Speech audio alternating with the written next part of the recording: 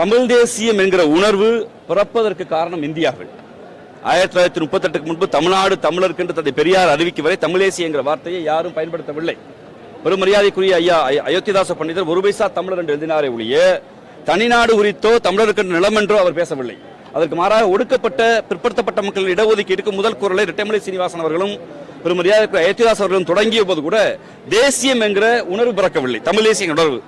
அதை தமிழ்நாட்டுக்குள் தமிழ்நாடு தமிழர் என்று சென்னை மாகாணத்துக்குள் வைத்தவர் தந்தை பெரியார் என்ற பெருநெருப்பு தான். அதற்கு பிறகுதான் இந்தியா தேசியத்தில் இந்தியாவில் பல்வேறு மொழிகள் இருக்கிறது, அதில் ஹிந்தியும் சமஸ்கிருதமும் எங்களை ஆளக்கூடாது ஒடுக்கக்கூடாது என்று தமிழ்நாடு தமிழருக்கு என்ற கருத்தியல் விதைத்தார்.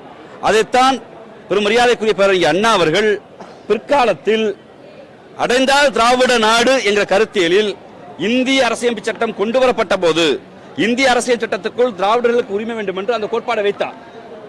நாடு பிரிவினை சட்டம் வந்தபோது நாடு இருந்தால்தான் நாம் உரிமை கேட்க முடியும் என்று திராவிட முன்னேற்ற கழகத்துடைய எங்களுடைய ஆசான் பேரறிஞர் அண்ணா அவர்கள் மாநில சுயாட்சியாக கொண்டு வந்தார்.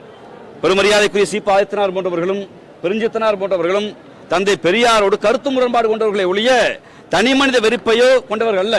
இன்னும் சொல்ல போனால் சி. ஆதித்தனார் அவர்கள் தந்தை பெரியாரை தலைவராக ஏற்றுக்கொண்டவர்.